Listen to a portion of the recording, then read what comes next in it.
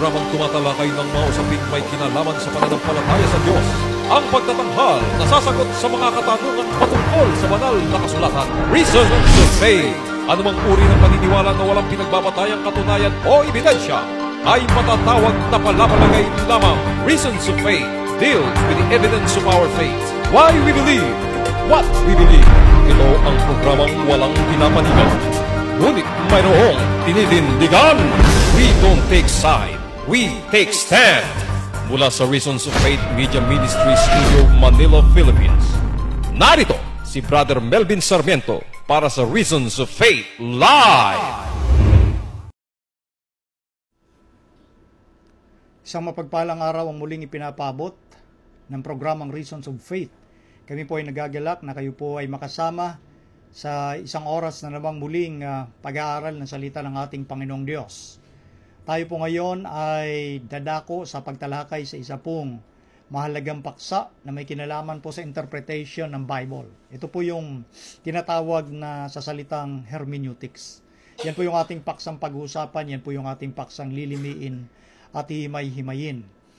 At ang makakaagapay ko ngayon sa programang ito, sa ating technical side, syempre ang aking unika iha, si Princess Alia Sarmiento. Siya po ay 12 years old na sinasanay po natin kung paano magamit sa gawain ng ating Panginoon. At bago po natin lubusang idako sa pagtalakay, tayo ay magbibigay din po ng announcement sa lahat po ng interesado na mag-enroll sa Reasons of Faith Bible Institute. Magsisimula po kami, ito pong darating na March 28, every 4th Saturday of every month po yan. Isang taon na pag-aaral. So magtatapos po ang pag-aaral sa March 2021. So yan po yung atin pong gawain at sa lahat ng ating mga kapatid na gusto mag-enroll, libre lamang po yan. Ang ating mga subject na ipinagkakaloob dyan ay may pinalaman syempre sa biblical interpretation, even sa biblical languages, atin pong ipagkakaloob sa ating mga enrollees po yan. At ganoon din sa mga mag-e-enroll sa online. Ito pong binuksan kong online Bible study ng Reasons of Faith ay para po sa ating mga kapatid sa iba't ibang bahagi ng ating sanglibutan na hindi makakapunta, hindi makakarating yung kanilang presensya dito po sa atin pong pag-aaral, dito po sa Pasig Seventh-day Adventist Church. Sa mga ganun ho ang kalagayan sa ibang bahagi ng ating sanglibutan, meron po tayong online registration. Punta lamang po kayo sa Reasons of Faith Facebook account at nandoon po nakapin yung registration form. Sa mga kapatid po natin yan sa iba't ibang bahagi ng sanglibutan. At maging doon, dito sa bansang Pilipinas na hindi naman makakarating sa Pasig. Pero kung malapit lamang ho kayo, ay ini-encourage ko po. Kung malapit lamang po kayo sa area ng Pasig, mas ini-encourage ko na doon po kayo mismo para makipagtalakayan din po kayo. Ito po ay privilege na binibigay natin sa mga enrollees. Sila po ay magkakatanggap ng handouts at doon po sa mga online na rehistro, makakapanood po kayo ng mga video kasi nga ho, hindi sabay ho yung oras natin kasi gaganapin po namin yan every 4th Saturday of every month, ganap na 2:30 ng hapon. So sa ibang bahagi ng ating sanglibutan, madaling araw yon. Kaya nga, sa mga enrollees, kayo lang ang makakapanood ng mga video, lalo ng mga kapatid natin sa iba't ibang bahagi ng ating sanglibutan. Kayo din po ang makakatanggap ng handout, basta naka-enroll po kayo. At doon naman sa Pasig, sa May Bunga, sa Seventh-day Adventist Church, ang privilege na makukuha syempre ng atin pong mga enrollees ay pwede ho kayo magtanong. Pwede kayo makipag-discuss. Pero kapag hindi ka enrollees, hindi ka pwede magtanong. Ganun lamang ho yung ating ilan sa mga panuntunan.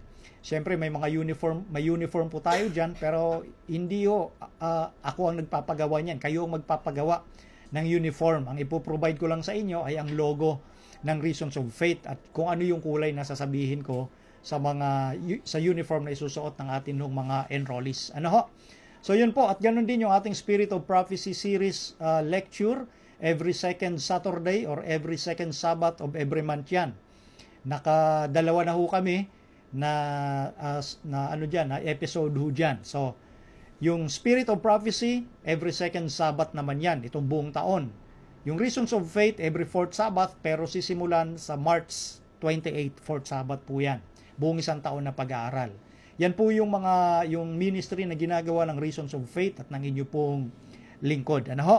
So yun po yung atin pong pagpapabatid ng atin mga gawain at iniimbitahan po ang ating mga kapatid na itaguyod natin sa pamamagitan po ng inyong pananalangin. Yes po, panalangin po natin ang mga gawaing ito upang atin pong matulungan din ang ating mga kapatid na nangangailangan na matuto dahil yung paghahasa ng isipan, yan po yung kasangkapan natin para hindi po tayo madaya ng kaaway. Okay? So bago po tayo lubusang dumako sa atin hong paksang pag-uusapan, tayo po muna ay magtatalaga sa ating Diyos sa pamamagitan ng panalangin. Ama naming Diyos, kami po ay nagpapasalamat na binigyan niyo muli kami ng pagkakataon na makapaghayag ng inyong salita at dalangin namin na samahan kami ng banal na Espiritu upang ang karunungan na maririnig ng aming mga tagapanood ay manggaling sa inyo at magbigay ng pag-asa sa kanilang buhay bilang isang mananampalataya na manatili sa katatagan ng pananampalataya sa mundo na aming ginagalawan sa kasalukuyan, na kami binabakan ng kaaway at ng lahat ng samot-saring tukso na tinatanggap ng inyong mga anak. Tulungan ng bawat isa na maging mananagumpay upang kami magkaroon ng karapatang salubungin ang inyong bugtong na anak sa kanyang ikalawang pagdating, na makikita namin siya sa mga alapap ng langit. Ang anumang kasalanan na inyong nakita sa amin, patawarin kami, O Diyos, upang ito hindi maging hadlang sa malayang pagdaloy ng inyong katotohanan. Ito po ang aming dalangin. Maraming salamat sa pagtugon sa pangalan ng Panginoong Hesus. Amen. Okay. Ang atin hong paksang pag-uusapan ay ang biblical hermeneutics. Kasi yung nakaraan nating broadcast, yung mga tanong patungkol sa tipan, na ang conclusion agad nito pong mga nagmamadali na i-conclude yung isang tema na hindi pinag-aralang mabuti sa kabila na sila po ay mga matatagal ng mga ngaral. Ito ay nagbibigay kadahilanan na ang salita ng Diyos ay nasasalaula talaga nalalapastangan. Kasi nagbibigay agad ng conclusion. Pag sinabing tipan, ang conclusion agad 10 utos. Na para bang pag sinabing isda, bangus agad. Natural, pag sinabing isda, iba-ibang uri ng isda yan. Hindi pag sinabing isda, bangus lang. Nandyan yung tilapia, nandyan yung galunggong, nandyan yung sapsap, at iba't ibang uri pa ng isda.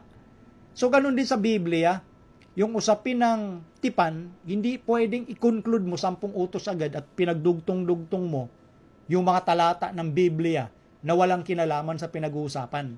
Okay lang sana na idugtong-dugtong mo yan kung may kinalaman yung kanyang context doon sa idinugtong mong talata. Kaso karamihan na gumagawa ng ganyan, wala Kumbaga parang may masabi lang. So mahalaga ito po ang layunin ng Reasons of Faith. Kinakailangan may ebidensya at rason ng atin pong paniniwala. Hindi pwedeng nakabatay lang sa emosyon. Hindi pwedeng nakabatay lang dahil meron panatiko ka ng sinusundan mong isang mga ngaral. Ikaw ay umiidolo. Yan ang panganib sa larangan ng relihiyon. Sa mga mahilig umidolo, yung isip nila, iisina sa ilalim na lang nila doon sa isip ng kanilang mga tagapagturo. Hindi nila binibigyan ng pansin na dapat sila mismo mag-aral. Dahil ang kaligtasan ng tao hindi nakasalalay doon sa idolo mo. Ang kaligtasan nakasalalay kay Kristo at sa relasyon mo bilang isang individual kay Kristo.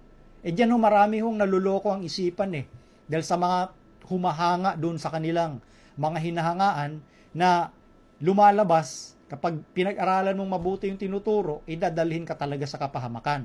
So, importante yung systematic study of the Bible. So, inanyayahan ko po kayo na panooring mabuti, ito pong nais nating dalhing sistema na paraan po ito ng pag-aaral. Ito pong biblical hermeneutics. Okay? Ang ating pong tema ay biblical hermeneutics. Okay, so ngayon, dito po sa usaping ito mga kaibigan, pag sinabi ko kasing hermeneutics, it is the art and science of interpretation. Ito po ay sining at agham ng pag-unawa. So pag sinabi bang sining at agham, igaling po ito sa tao? Abay hindi Ito po ay sistema o order na galing sa Diyos. Ito po ay kaayusan. Wastong kaayusan ng pag-aaral ng Biblia. Hindi po ito lumalabag sa law of thinking o sa batas ng isipan ng tao dahil ang salita ng Diyos ipinagkaloob niya po at ginamit niya ang tao para maiparating din sa kanyang kapwa-tao. Grammar ng tao. That's why ang proper approach or method ng biblical interpretation ay historical grammatical approach. Yung grammar ho kasi ng tao ang ginamit ng Diyos. Pero ang concept, of course, galing sa main author, ang Diyos, sa pamamagitan ng banal na Espiritu. So, ang biblical hermeneutics, the art and science of interpretation. Meron pong warning ang apostol na si Pablo, na nakasulat sa 2 Korinto, ang kapitulo po ay 4 at talatay 2. Yung aking technical ho, hindi ho nakafocus ho eh. So, Princess Aliyah, kailangan natin ng slide. Kailangan ipakita natin yung slide na binabanggit natin. Kasi pasensya na ho, 12 years old ho kasi to. Hindi pa ho masyadong nakafocus sa mga ganito, pero sinusubukan natin makafocus. Hindi ho siya. Sa 2 Korinto 4:2, 2 Corinthians chapter 4 verse 2, makikita natin, babasahin natin ang sinasabi rito, bagkus tinanggihan namin ang mga kahiyahiyang bagay na nangatatago, na hindi kami nagsisilakad sa katusuhan, ni nagsisigamit man na may daya ng mga salita ng Diyos. Maging sa panahon ng apostol na si Pablo, nakita na ho niya yung problema sa mga taong gumagamit ng salita ng Diyos. Ano yung problema? Ginagamit nila na may daya. Totoo po, noon pa, mismong kapanahunan ng mga apostol, ang kaaway ng Diyos, sinasamantala na siyempre para makapandaya, ang gagamitin niya ng kanyang mga apostol ni Satanas, ang gagamitin nilang pandaya, salita din ng Diyos. Kaya ito ang sinasabi ni Pablo, na tinanggihan namin ang mga kahiyahiyang bagay na nangatatago. Hindi daw siya nagsisilakad sa katusuhan, ni nagsisigamit man na may daya ng salita ng Diyos. Napansin niyo yun? So, pwedeng magamit ang salita ng Diyos na may daya. So, kinakailangan ikaw, kaibigan, tiyakin mo na yung ginagamit mong salita ng Diyos, yung mga talata ng Biblia, tiyakin mong walang daya. Ito naman sa sulat naman ni Pedro, kanina yung kay Pablo. Sa 2 Pedro, ang kapitulo po ay 3. At ang talata ay 15, pakilagay sa screen, princess. 2 Pedro 3:15, ang sabi rito ay ganito, at inyong ariin na ang pagpapahinuhod ng ating Panginoon ay pagliligtas. Nagaya rin naman ni Pablo na ating minamahal na kapatid, na ayon sa karunungang ibinigay sa kanya ay sinulatan kayo. Sa verse 16, next slide. Gayon din naman sa lahat ng kanyang mga sulat, na do'y sinasalita ang mga bagay na ito, na do'y may ilang bagay na mahirap unawain, na isinisinsay ng mga di nakakaalam, ng mga walang tiyaga. Next, nagaya rin naman ang kanilang ginagawa sa ibang mga kasulatan, sa ikapapahamak din nila. Napansin niyo po yan? Ito ang nagsasalita dito ay si Apostol Pedro. Meron siyang sinabi patungkol doon sa sulat ng apostol na Pablo, na merong gumagamit ng sulat ni apostol na Pablo at winawarningan o nagbibigay siya ng babala na kapag kayo'y gumamit ng sulat ng apostol na si Pablo, merong ilang bagay doon na mahirap unawain, at ang ginagawa ng iba dahil mahirap unawain, isinisinsay. Ibig sabihin, minamali yung kahulugan. At kapag minamali mo yung kahulugan, ang consequence nun ay kapahamakan. So, hindi ho nagbibigay ng babala si Pedro para siraan si Pablo. Hindi ho yun ang kanyang intensyon. Ang intensyon niya doon sa mga nagbabasa. Dahil may ilang section, may ilang bahagi doon sa sulat ni Pablo na may mga bagay na mahirap unawain. Meaning to say, dapat pagtiyaga ang unawain. So, nakapaloob sa pagtatyaga ang manalangin sa Diyos dahil ginamit ng Diyos ang apostol na Pablo So, huwag mamadaliin yung pagbibigay konklusyon. Yung iba, isinisinsay. Kasi walang tiyaga na unawain yung sulat ni Pablo. Ang warningan ni Pedro, kapag ganun ang ginagawa ninyo, hindi ninyo pinapagtiyagaan na unawain, ang mangyayari, kapahamakan ng kaluluwa.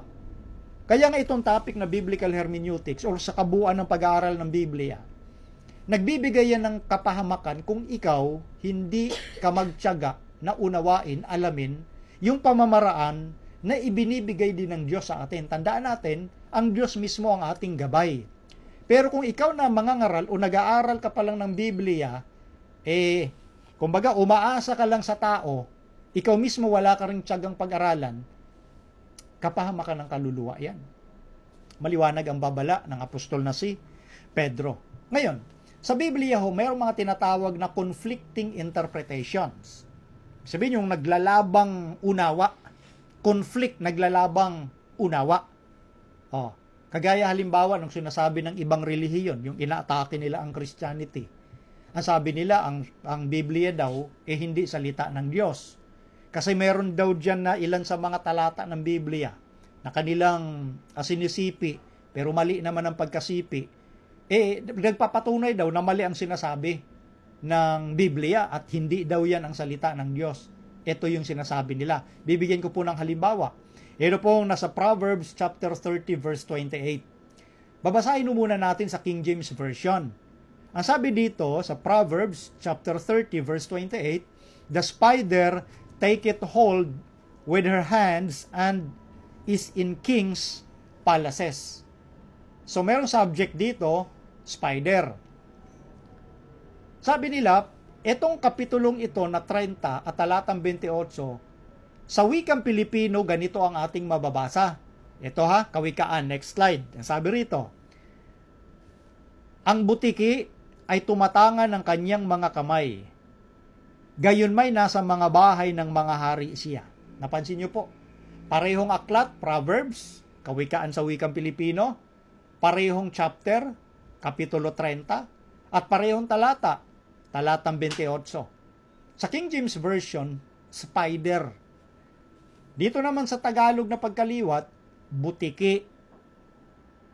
So, ang konklusyon ng mga taong tumutuligsa sa Biblia, kita nyo hindi talaga salita ng Diyos. Sa kabila, spider. Doon sa isa sa pagkatagalog, butiki. Paano nagkapareho ang spider at butiki? Di ba, ang spider, gagamba. Ang butiki, lizard.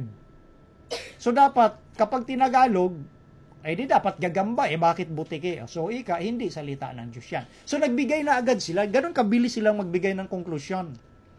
At yung ibang mga kaibigan at kapatid natin na hindi nag-aaral ng Biblia ho talaga, maniniwala doon sa panunuligsang yon. Yun ang magiging problema nila. Dahil hindi nag-aaral. Sa surface structure, mapapaniwala ka talaga na may mali. Kasi nga, spider, pareho lang namang talata, parehong kapitulo, parehong aklat. Magkaiba naman ng sinasabi. So, mali na hika.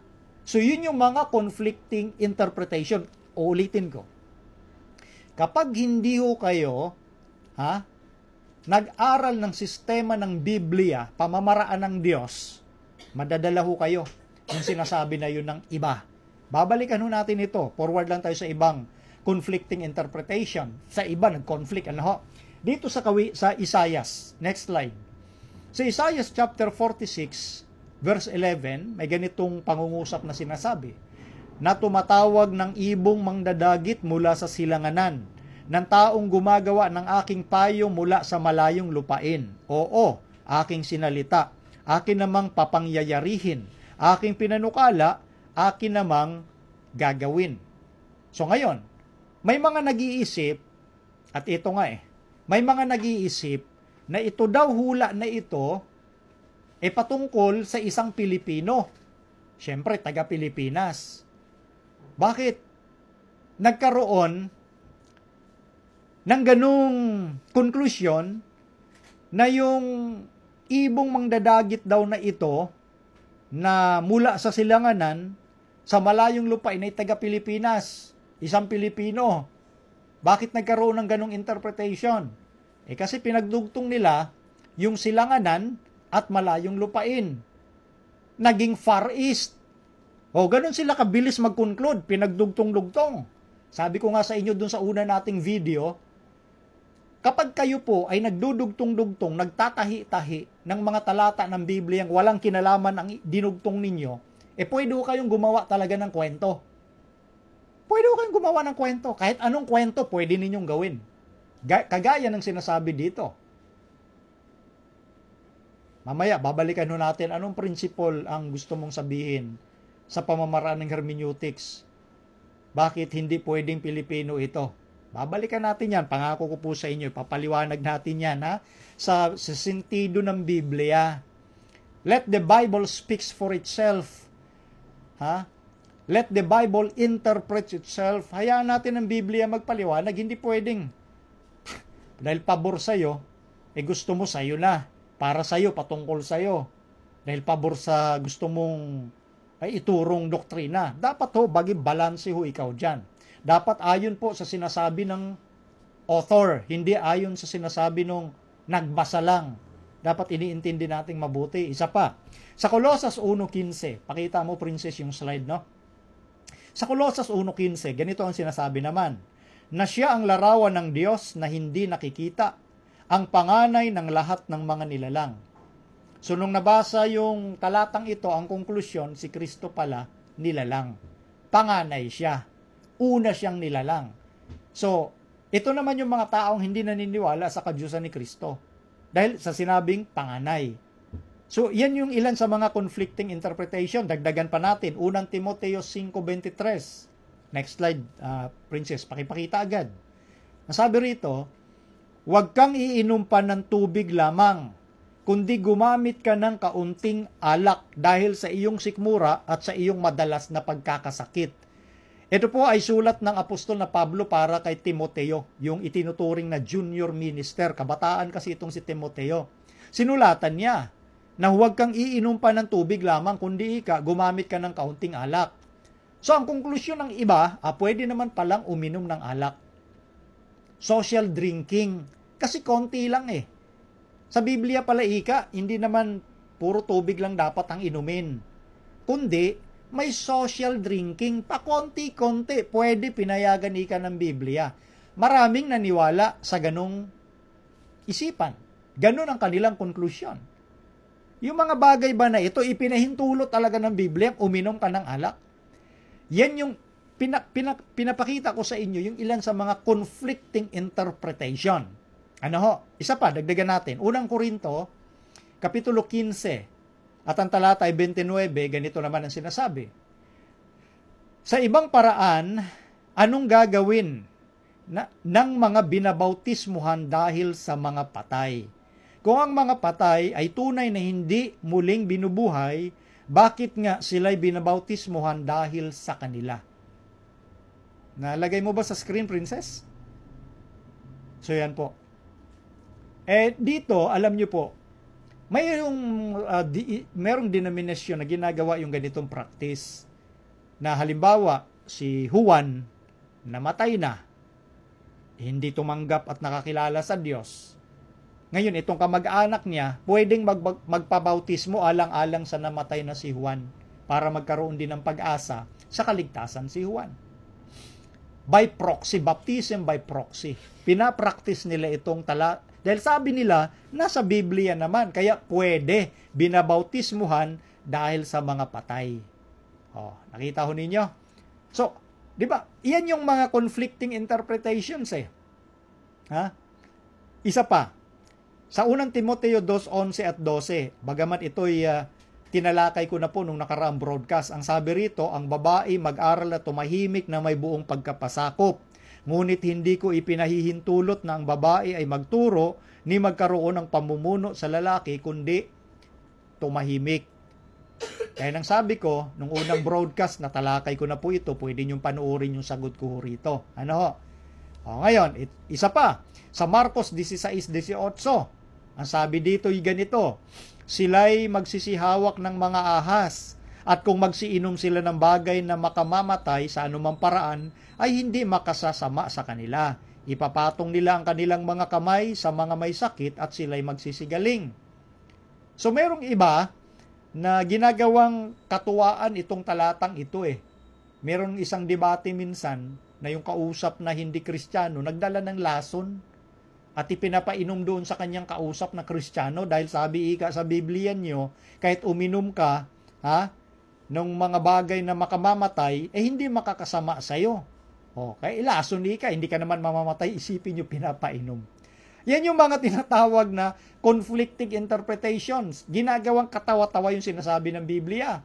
Yung iba naman, humahawak ng makamandag na ahas dahil doon sa blind credulity or blind faith, dahil sa pinanghawakan nila yung sinabi dito na kahit magsihawak ng ahas, hindi mamamatay, literally, humahawak sila ng ahas, di namatay sila.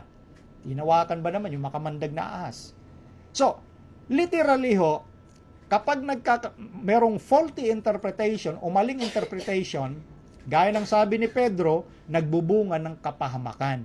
So, dapat inuunawang mabuti ito at yan po ang intensyon ng topic na ito. Bigyan po kayo ng giya, dahil yung giya na yan nasa Biblia din. Yung art and science of interpretation. So, bakit mahalaga ba ang interpretasyon ng Biblia? Bakit mahalaga? Sabi nga ni Pedro, magbubunga ng kapahamakan natural, sabi nga ni Kristo din, ang bulag na umakay sa kapwa bulag, di pareho silang mahuhulog sa hukay. So, ganun po ang panganib dito.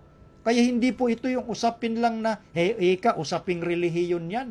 Walang mananalo dyan, walang matatalo. Kaya yung iba, dahil ganun ang isipan, hindi na nag-aaral.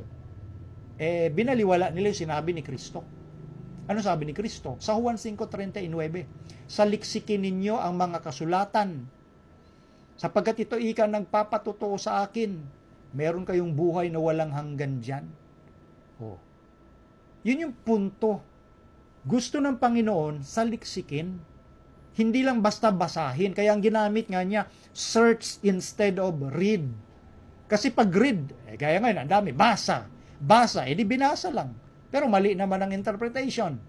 Hindi kagaya pag sinaliksik mo at ginamit mo yung sistema ng Biblia, yung good hermeneutics, darating ka sa tamang pagkaunawa, lalo na kung sincero ka talaga sa puso mo, na sundin ang Diyos. Pangako ng Diyos yan Juan 7:17. Kung ang sino man nag-iibig na ganapin ang kanyang kalooban, makikilala niya ang turo kung ito'y sa Diyos o kung ako'y nagsasalita na mula sa aking sarili. So, ganun kahalaga yung tanong na bakit mahalaga ang Bible interpretation. Sa mga nagkikibit-balikat na sinasabi nila, wala namang ano dyan lahat naman tama yan Yun, yung moral relativism. Dahil sa mundo ng ating postmodernism, naging walang standard sila. Kahit ano pwede lang naman yan. As long as tumatawag ka sa Diyos, tatanggapin ka pa rin ng Diyos. Di sila na nagmarunong sa Biblia. Samantalang sinabi ni Kristo, mag-ingat kayo sa mga bulaang tagapagturo. Kung okay naman pala kahit saan, bakit pa magbibigay ng babala si Kristo? Bakit pa magbibigay ng babala ang Biblia kung lahat-lahat naman pala ng relihiyon sa langit din ang tungo? Taliwas yun sa sinabi ni Kristo talaga, yung isipan na kahit ano, pwede yan. Kahit sino, tanggap ng Diyos yan. Kahit sino, sa ibang banda, tanggap ng Diyos yan kung sinusunod mo ang kalooban ng Diyos. Pero ang sabi ni Kristo sa Matthew 7:21, hindi ang bawat nagsasabi sa akin, Panginoon, Panginoon, ay papasok sa langit, kundi yaon lamang gumaganap ng kalooban ng Diyos.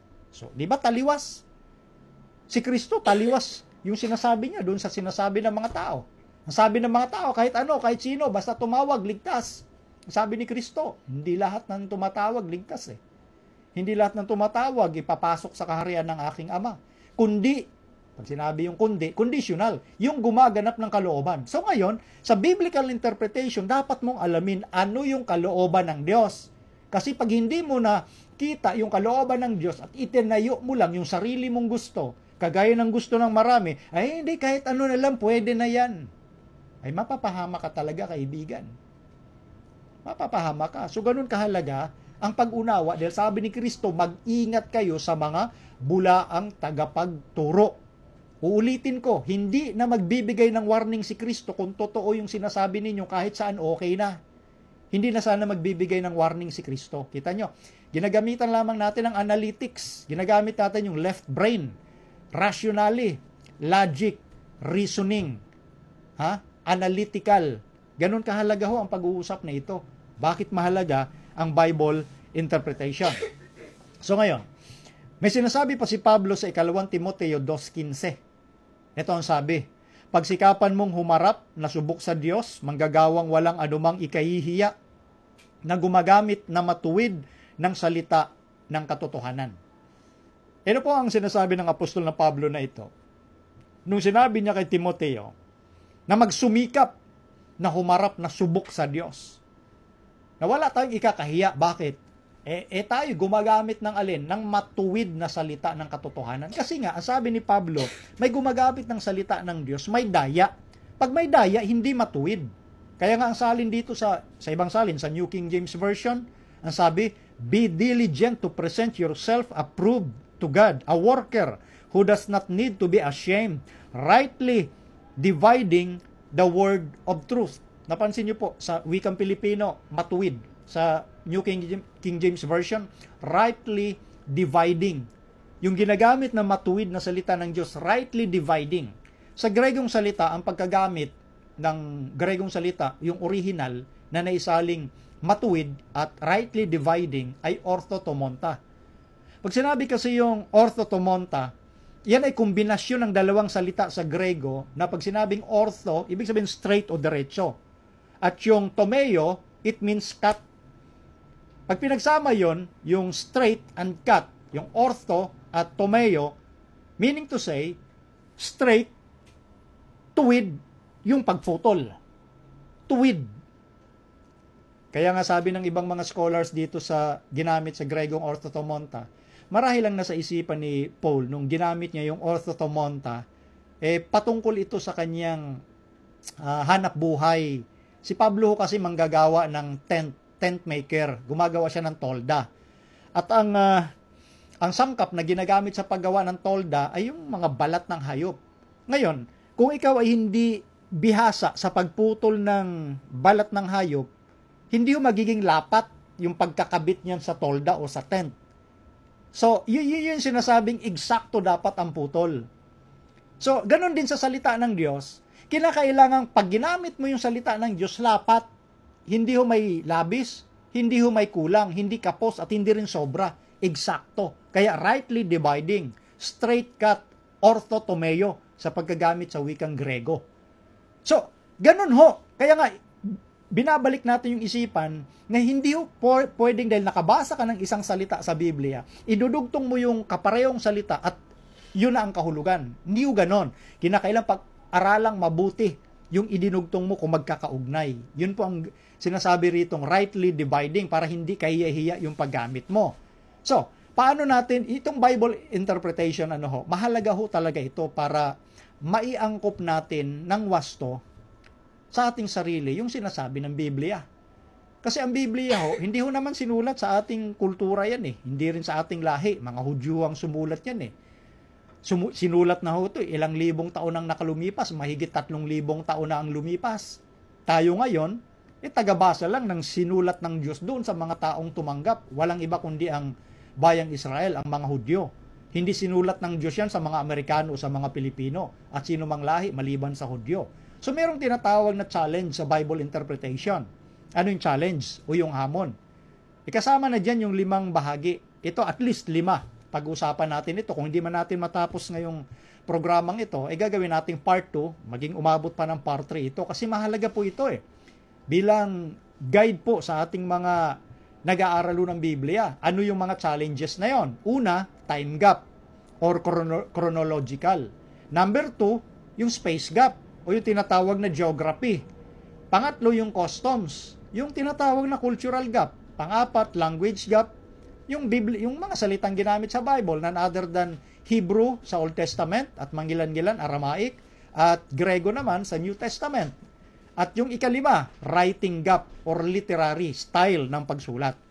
Yan po yung at least 5 challenges o hamon sa mga nag-aaralo ng Biblia.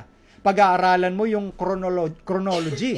Kasi, for example, sa panahong nandito si Kristo sa lupa, 2,000 years ago na yon. Sa lugar ng Israel, sa Palestine, hindi malayo ho sa atin yun 2,000 years ago na yon. Bukod sa geography, talagang malayo talaga tayo doon. So kagaya kanina, mabalikan ko lang ng konti. Doon sa Isaiah 46:11, ang kanilang konklusyon, yung ibong mangdadagit, Pilipino yon at taga-Pilipinas. So hindi sa pag-aaral nila, hindi kinonsider rin geography. Kung kinonsider man, yung sa kanila lang, yung sa atin lang, Pilipinas. Hindi pinag-aralan yung geography ng Biblia. So, iyan po yung ilan sa mga challenges. Pag-aralan mo rin yung kultura ng mga Hudyo. Dahil ang sumulat ng Biblia, natural, may sariling kultura yan. Bawat nasyon o lahi ng mga tao may kanya-kanyang kultura. Pag ikaw po ay hindi nag-aral ng isang kultura ng tao at pupunta ka dun sa lugar na yon, makukulture shock ka. Dahil magkakaiba ho ang kultura ng tao dito sa balat ng lupa. Lalo na kung nag-aaral ka ng Biblia, dapat aalamin mo yung kultura ng mga sumulat na yan ng Biblia para hindi ka maligaw. Kagaya ng isang mga ngaral, ligaw na ligaw, isipin ba naman, nagpasikat, meron daw ampalaya sa Biblia.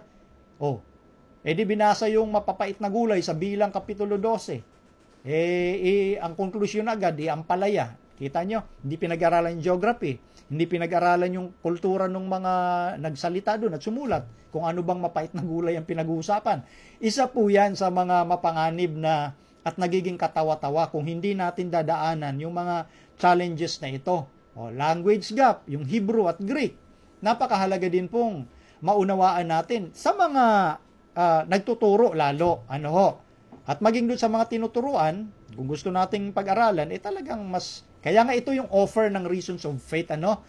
Sa ating Season 4, mabalikan ko lang yung ating announcement kanina, sa ating Season 4, yan po yung ating isa sa ibibigay na subject. Kahit basic man lang, maturuan natin yung mga student natin ng basic reading and writing ng Hebrew at Greek para makatulong sa malalimang pag-aaral. Ganon din sa writing. Yung literary style, may kanya-kanyang style ang pagsulat ho ng depende kung anong kultura ka napapabilang. Western culture or Eastern culture, depende. Filipino culture, depende. May mga writing style. So kasama po dyan sa Bible yung mga sinasabi natin dyan. Ngayon, yung mga related terms, gusto ko ring maipaunawa sa inyo kasi nabanggit ko yung salitang hermeneutics. May mga definition ng ilang hermeneutical and related terms, yung magkakaugnay na termino para hindi tayo maging ignorante sa mga bagay na yan. Yung hermeneutics, art and science of interpretation. Pag sinabi namang exegesis, ito yung the determination of the meaning of the biblical text in its historical and literary context. Parang ganito lang. Kapag hindi mo pinag-aralan ng exegesis, sa halip, pag sinabi kasi exegesis, extraction. Yung parang pinipiga mo, ini-extract. Kumbaga, try to imagine, yung prutas na orange, pag piniga mo yan, kinatas mo yan, natural, ang lalabas na katas, ang ma-extract, ay katas ng orange. Hindi katas ng mangga, hindi katas ng santol, hindi katas ng pinya. Kasi ang piniga mo, orange. Therefore, katas ng orange. Ini-extract. Sa Biblia, dapat ini-extract mo yung sinasabi ng Biblia. Kasi pag hindi exegesis ginamit mo, malamang eisegesis yan. Ano pag sinabing eisegesis? Yung nasa isip ng nagbasa, yun ang nilagay niya sa Biblia. Dapat yung lumabas na katas, ma-extract yung sinasabi ng author. Kung anong sinasabi ng author, yun ang sasabihin mo dapat. Hindi kung anong nasa isip mo ang ipagpapalagay mo na sinasabi ng Biblia. Yun ang pagkakaiba ng exegesis or extraction at eisegesis. Yung galing sa isip mo, nilalagay sa Biblia. Kagaya na nabanggit nating halimbawa, inisip ng isang mangangaral, sikat pa man ding mangangaral, ang ampalaya daw nasa Biblia. Yun ang eisegesis. Fallacy yun. Error yon. Dahil hindi niya pinag-aralan, ano bang pinag-uusapang mapait na gulay? Saang lugar yon? Ano yung kultura? Ano yung issue na pinag-uusapan? Yun hindi kinonsider. Para lang magpasikat, sinabi agad ampalaya dahil mapait na gulay. Ano daw ba ika yung ampalaya? Gulay. Ano ang lasa? Mapait. Kaya ang ampalaya ika nasa Biblia. Ganon sila kabilis magbigay ng conclusion without considering yung tinatawag na historical and literary context, which is exegesis. Ano pa? Yung exposition. Pag sinabing exposition, kino-communicate mo yung meaning. Pag sinabi ng mga homiletics, ito yung sa kino-communicate mo yung meaning in a preaching style. Yung principle naman ang ibig sabihin. So, forward na ho natin, Mayroong mga qualification sa pag-interpret ng Biblia. Dadaan muna tayo sa qualification of interpreting the Bible. Number 1. Ilan lang ho ito. Number 1. Walang sino mang makakaunawa ng meaning ng Bible maliban na siya ay regenerate person. Ibig sabihin, pinayagan niyang baguhin yung kanyang buhay, baguhin ng Diyos sa pamamagitan ng banal na Espiritu. Ito po sinasabi sa 1 Korinto 2.14. Babasahin natin ano? 1 Korinto 2.14. Ngunit ang taong ayon sa laman ay hindi tumatanggap ng mga bagay ng Espiritu ng Diyos, sapagkat ang mga ito ay kamangmangan sa kanya at hindi niya nauunawa, sapagkat ang mga yaon ay sinisiyasat ayon sa Espiritu. So ang regenerate person pwedeng makaunawa, pero yung unregenerate, yung hindi pinayagan niyang baguhin siya ng Diyos, hindi makakaunawa. Sinabi ni Pablo, ang taong ayon sa laman, hindi yan tumatanggap ng mga bagay ng Espiritu ng Diyos. Dahil ang mga ito'y kamangmangan sa kanya, hindi niya nauunawa. So ang usapin dito ay hindi yung intellect. Hindi basta-basta intellect ang pinag-uusapan. Ang pinag-uusapan dito ay concept. Ang Espiritong galing sa Diyos, ang concept niyan makalangit. Ang ayon sa laman, ang concept niyan pangsanglibutan.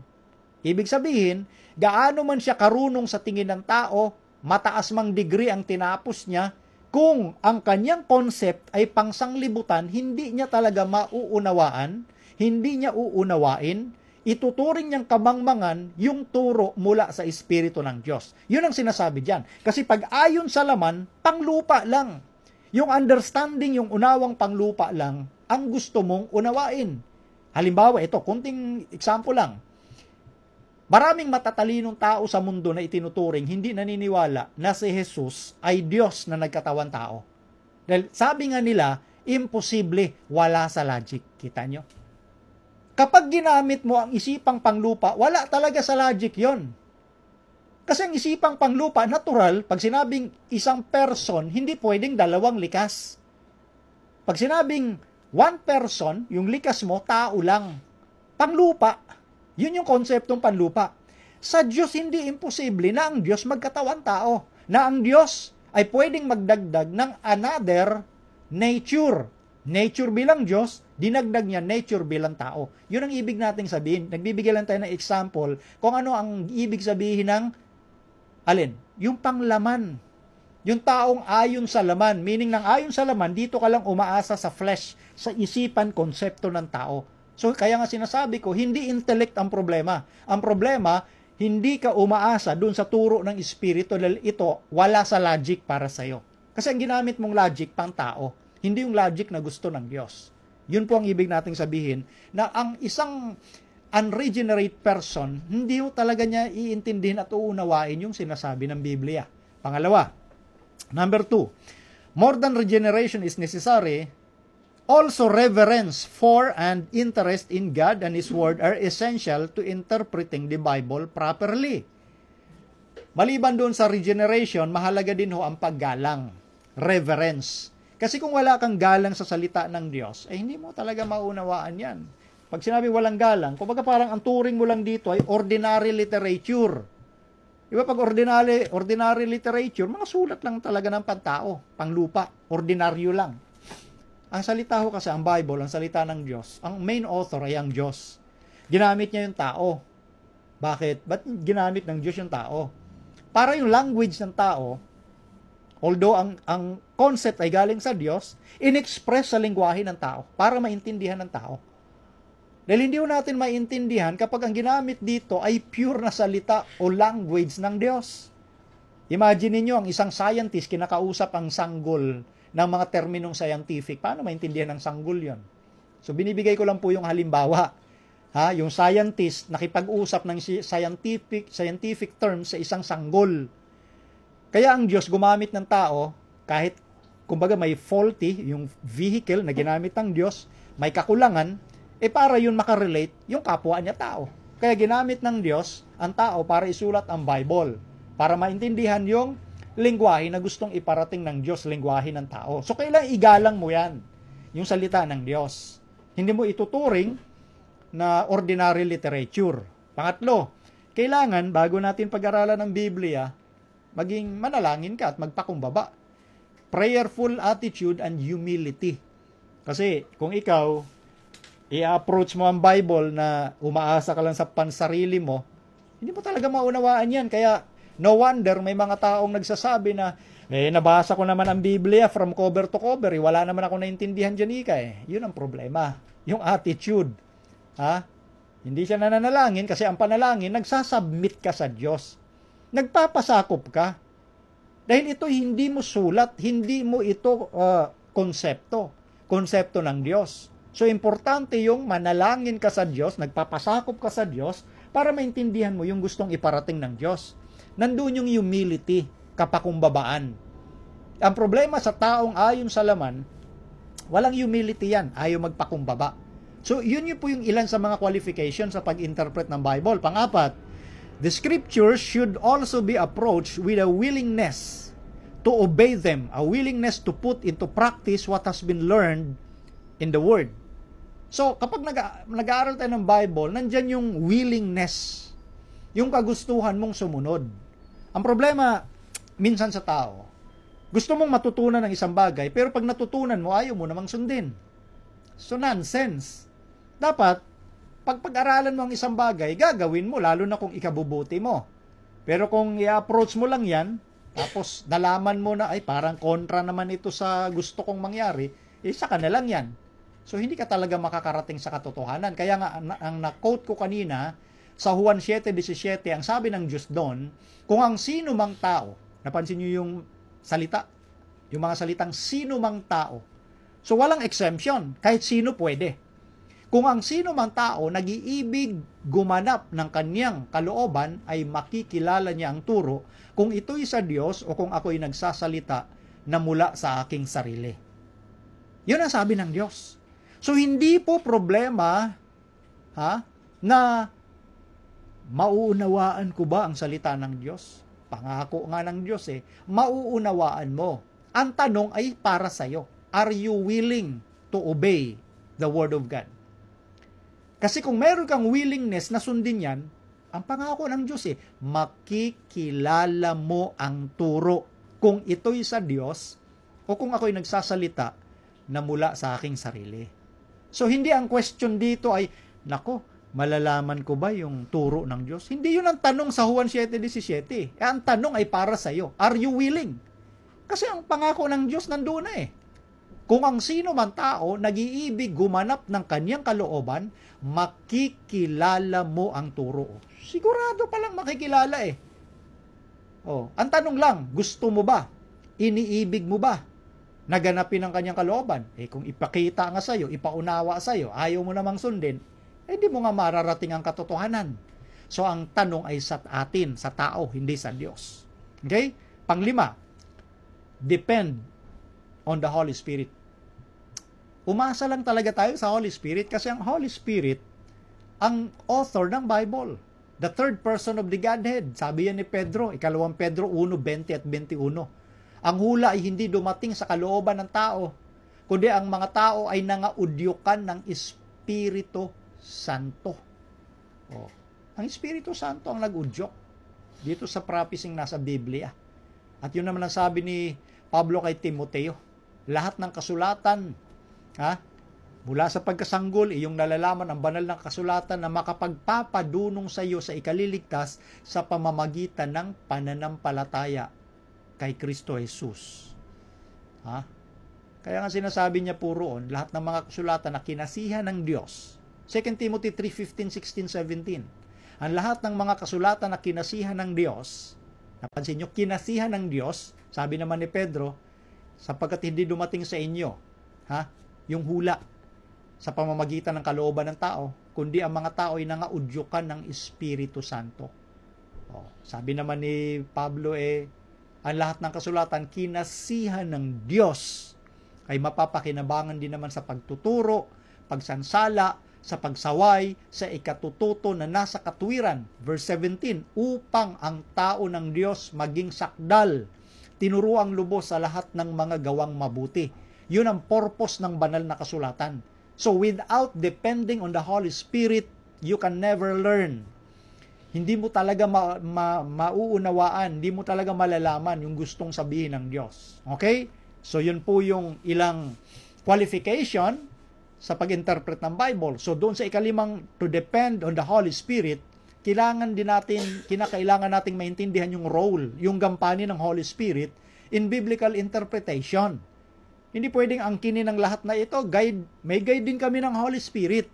Meron na dapat tinatawag na role o gampanin. Ano ba yung gampanin ng Holy Spirit para masabi mo na ang naunawaan mong turo ay galing nga sa Holy Spirit?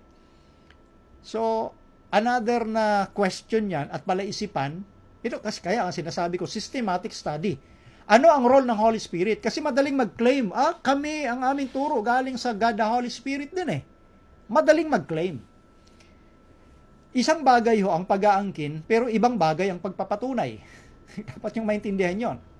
Isang bagay yung pag-aangkin at ibang bagay yung pagpapatunay. Madaling mag-angkin, pero ang pagpapatunay, yan ang tanong. Kaya nga dapat nating maintindihan ano yung role o gampanin ng Holy Spirit in biblical interpretation. Ito, number 1. The Holy Spirit guides into all truth. Yan ang sinasabi sa John 16:13. Gusto ko pong basahin ng buo. Itong nasa Juan 16:13. Pakinggan nyo pong mabuti, ha? John chapter 16, verse 13. Ito po yung gampanin ng Holy Spirit. Gayunmay kung siya, ang Espiritu ng katotohanan, ay dumating, papatnubayan niya kayo sa buong katotohanan, sapagkat hindi siya magsasalita ng mula sa kanyang sarili, kundi ang anumang bagay na kanyang marinig, ang mga ito ang kanyang sasalitain at kanyang ipahayag sa inyo ang mga bagay na magsisidating. So, ano yung gampanin ng Holy Spirit? Pumapatnubay sa buong katotohanan. Meaning to say, nandoon na yung katotohanan. Kaya nga ang sabi dun sa talata, hindi siya magsasalita na mula sa kanyang sarili, kundi yung anumang bagay na kanyang marinig. Marinig kanino? Doon sa original na comforter, siya yung another comforter, yung Holy Spirit eh. Doon sa comforter, none other than Jesus Christ, the Parakletos. Ang Holy Spirit kasi, tinuring na alos Parakletos. Another comforter o ibang mga aliw. Kasi nga, yung comforter, yung Parakletos na si Jesus, babalik na sa langit after magampanan niya yung kanyang mission. So kaya nanalangin si Kristo ng another comforter or alos Parakletos. So ano yung kanino narinig nung alos Parakletos o ng ibang mga aliw, which is the Holy Spirit, yung katotohanan, kanino niya narinig? Doon sa Parakletos na sa Jesus. Hindi magsasalita ang Holy Spirit tungkol sa kanyang sarili, kundi ang anumang bagay na kanyang marinig, ang mga ito ang kanyang sasalitain. Meaning yung buong katotohanan kasi nandyan na. Sinabi na ni Jesus, walang dagdag, walang kulang. Yun na lamang ang igagay ng Holy Spirit sa isipan ng mga mananampalataya. Sa madaling salita, hindi magtuturo ang Holy Spirit ng ibang turo none other than teachings of the Parakletos, Jesus Christ. Brother Melvin naman, banggit ka ng banggit na si Jesus Parakletos. Saan mo nabasa? Nasa Bible po kasi, unang Juan. Gusto kong ipakita muna ito para dagdag na kaalaman sa ating mga nag-aaral ho talaga ng Biblia. Sa mga sincere na nag-aaral ng Biblia, yun ang gustong-gusto kong ituruan talaga ng mga katotohanan ng sinasabi ng Biblia. Ito sa 1 John chapter 2 verse 1, patungkol sa Parakletos na si Jesus. Mumunti kong mga anak, ang mga bagay na ito ay isinusulat ko sa inyo upang kayo'y huwag mangagkasala. At kung ang sino man ay magkasala, ay may tagapamagitan tayo sa Ama, si Jesucristo ang matuwid. Brother Melvin, wala namang Parakletos dyan Wala basahin po pa natin unti-unti. Dito naman sa isang salin ng Complete Word Study Bible, kapareho din ang salin dito ng King James Version. Sabi dito, My little children, these things write I unto you, that ye sin not. And if any man sin, we have an advocate with the Father, Jesus Christ, the righteous. Brother Melvin, wala pa rin Parakletos doon. Alam niyo po, yung mga nabasa natin, ito yung kababasa lang natin, yung word na advocate.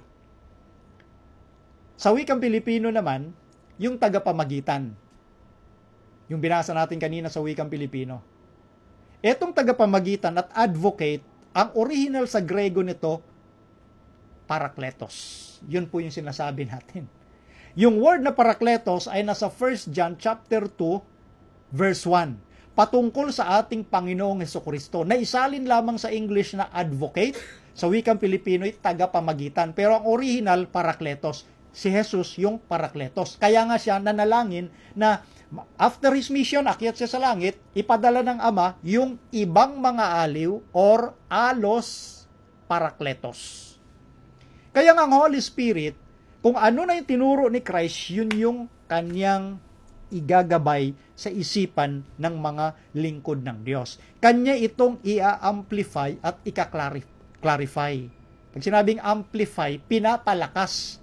Kaya nga galing dyan yung salitang amplifier doon sa mga sound, sa mga audio. Amplifier. Pinapalakas yung tunog. Yung Holy Spirit, pinapalakas niya yung katotohanan sa isipan ng mga alagad ni Kristo. Nililiwanag niya ito. Kina-clarify at ina-amplify. So, naintindihan na po natin yung role ng Holy Spirit. Hindi siya magtuturo ng dagdag na sasabihin niya, yung Sabat, nasa lumang tipan, para yan sa mga Hudyo lang. Ngayong mga panahon ng Kristiyano, linggo na tayo. Walang ganong turo ang Holy Spirit. Dahil ang kanyang ituturo, yung sinabi na ni Kristo, kaya nga hindi siya magsasalita na mula sa kanyang sarili, kundi yung anumang bagay na kanyang narinig, ang mga ito ang kanyang sasalitain. Hindi siya magtuturo ng ibang turo. Kayo mga nagsasabing nasa amin ang Holy Spirit, linggo na ang Sabat ngayon, yun, ibang espiritu yun. Hindi yun yung alos Parakletos. Ha? Ibang turo yun. Turo ng kaaway ng Diyos yun. Okay? So yun po, ang tinatalakay po natin dito sa puntong ito, the role. Kasi ito ay part ng biblical hermeneutics. Kailangan nating maintindihan yung role o gampanin ng Holy Spirit. Since the Holy Spirit is the author of the Bible, the third person of the Godhead. So number 2, sa role ng Holy Spirit, although malapis na tayong matapos, ito, gagawin natin 3 parts ito. Number 2, the work of the Spirit in interpretation does not mean that he gives some interpreters a hidden meaning divergent from the normal literal meaning of the passage. So, anong ibig sabihin dito? Ang Holy Spirit hindi magtuturo yan sa mga umuunawa ng hidden meaning, yung mga nakatagong kahulugan. Ang tawag dyan, allegorical. Pag sinabing allegory, halimbawa, nabasa mo yung plain and simple meaning ng Bible, sasabihin mo, hindi yan ang tunay na sinasabi dyan. Gaya ng ibang interpretation, sabi nila, yung kinain ni Eva na prutas, doon sa Genesis, hindi naman literal na prutas yon. Ang ibig sabihin nun, nakipagtalik si Eva kay Satanas. Yun ang tunay na kahulugan. Yes, merong ganong interpretation. Ang tawag doon, allegorical. Yun daw yung mga hidden meaning, yung totoong turo ng Spirit, mali. Ulitin ko ang tamang pamamaraan ng interpretation ng Biblia, yung step na gagamitin mo ay historical, grammatical. Yung simple and obvious meaning of the text. Consider literal until proven symbolical. Kaya nga grammar, kaya nga sabi natin kanina Kaya ginamit ng Diyos ang tao dahil grammar ng tao maipatrating sa tao, makaka-relate ang kapwa niya tao. Kaya nga ginamit ng Diyos yung tao para maiparating niya. Ginamit niya although faulty, may kakulangan ng tao, ginamit pa rin ng Diyos para maiparating sa kapwa niya na maintindihan ng kapwa niya yung mensahe na ipinapadala ng Diyos. Kaya historical, grammatical, the most simple and obvious meaning, yan lang unang dapat mong tingnan. Maliban na sinasabing symbolical. Yun yung dictum na tinatawag. I-consider mo pag nagbasa ka ng Bible, literal yan. Malibang mapatunayan mong symbolical. O halimbawa, may isang leon. Nabasa mo sa Bible, may isang leon na lumabas sa gubat. Gagawin mong symbolical yon? Diba? Ang leon naman talaga, normally, nakatira sa gubat. Literal. Pero kung ang nabasa mo, may leon na umahon sa dagat, yung word na umahon sa biblical concept ay nakatira sa dagat. May isang leon na umahon sa dagat. So literal ba? May leon nakatira sa dagat? Sa ilalim ng dagat? Of course not. Therefore, symbolical. So yun po yung dictum na consider literal until proven symbolical. Kukunin mo yung most simple, plain, simple, obvious na meaning ng talata. Nabasa mo, kinain ni Eva yung prutas na hindi ipinapakain ng Diyos, sasabihin mo, pakikipagtalik ni Eva kay Satanas. Allegorical tawag doon, at hindi ganyan ang paraan or method ng pagtuturo ng Holy Spirit. Kaya ang historical grammatical. And then number 3, He does not normally give sudden intuitive flashes of insight into the meaning of Scripture. Ang Holy Spirit hindi nagbibigay ng parang naintindihan mo na agad, sudden. Parang lumiwanag agad sa iyo, intuitive flashes na para bagang, uy, nabasa, ito palang kahulugan, naintindihan mo agad. Hindi ganon. Kaya nga sa pag-interpret, dumadaan sa process. Okay? Pang-apat, the Bible was given to be understood by all believers. Its interpretation is not in the hands of an elite few scholars. Yung Biblia, ipinagkaloob yan na maunawaan ng lahat ng mananampalataya. Hindi po nakasalalay ang pag-unawa ng Biblia sa kamay ng iilang mga elite na mga scholar. Hindi o scholar lamang ang makakaunawa ng Biblia. Actually, marami po mga scholars, sinasabi ko lang na marami. Ang tinutukoy ko dito yung mga liberal scholar na hindi gumagamit doon sa method ng historical grammatical. Ang ginagawa nila, historical critical method of interpretation. Anong ibig sabihin nun? Anong nakapaloob sa historical critical? Bagamat sila ay Christian scholar, hindi sila naniniwala na si Jesus ay lumakad sa tubig. Hindi sila naniniwala sa milagro. Dahil may ibig lang daw sabihin yung mga milagrong yun. May mga ibig lang sabihin na iparating na mensahe. Hindi daw totoo talaga na nagmilagro si Kristo na nagpakain ng 5,000 lalaki sa pamamagitan ng 5 tinapay, 2 isda. Hindi pwede yon. Kita nyo? Scholar yon. Kaya hindi ibig sabihin pag scholar nakakaunawa na. Praise the Lord, may mga scholar tayo. Dapat talaga may mga scholar. Pero hindi po nakasalalay sa scholar ang pag-unawa ng Biblia.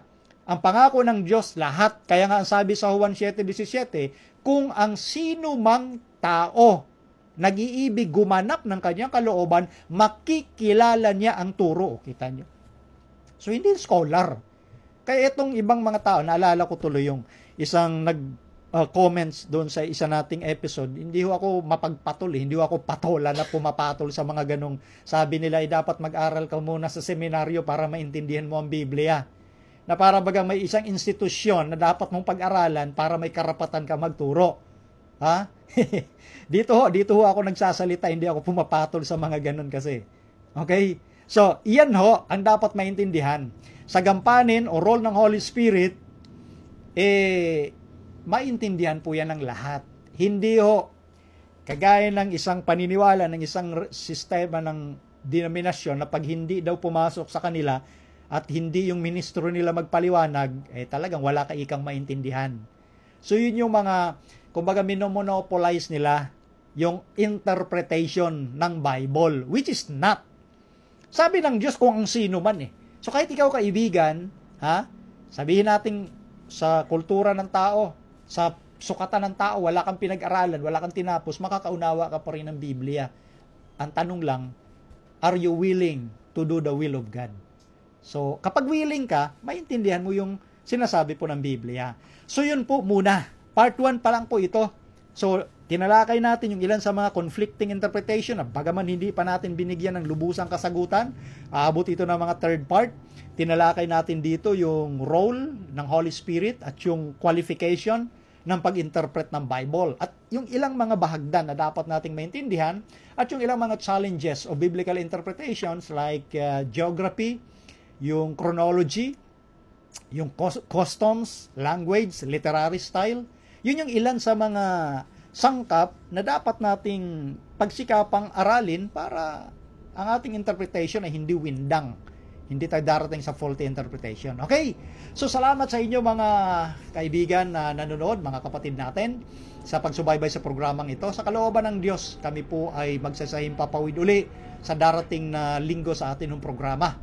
Sa akin pong nakaagapay dito ang aking anak na si Princess Aliyah Sarmiento, isang 12 years old na ating sa technical side at sa bumubuo sa puwersa ng Reasons of Faith Media Ministry, ng lahat ng ating mga supporters, kasama ang aking may bahay na nakasuporta sa atin hong mga pagkain para mabusog tayo at magkaroon ng linaw sa pagpapadala ng mensahe, si Maiden Sarmiento. Ito po si Brother Melvin Sarmiento na patuloy na nagpapasalamat sa inyo, at bago tayo lubusang magtapos, tayo po muna ay manalangin bilang pagpapasalamat sa Diyos. Ama naming banal, maraming salamat po sa inyong pagsubaybay, sa inyong pagbigay ng kaalaman, sa inyong giya ng Santong Espiritu, kaya kami nakapagsahing papawid ngayon at nakapagbitaw ng mga salita na sinasampalatayanan namin na magbigay ng pag-asa at liwanag sa mga sinsirong nag-aaral ng inyong salita para magkaroon din sila ng pag-asa at kapanatagan ng kanilang pananampalataya. At tulungan ng bawat isa, O Diyos, na manatiling nagtatapat sa inyo hanggang sa wakas. Ipagpatawad ang anumang pagkukulang, pagkakasala, alang-alang na lahat sa pangalan ng Panginoong Hesus. So maraming salamat sa inyo. Muli si Brother Melvin Sarmiento na nagsasabing pagpalain tayong lahat ng ating Panginoong Diyos.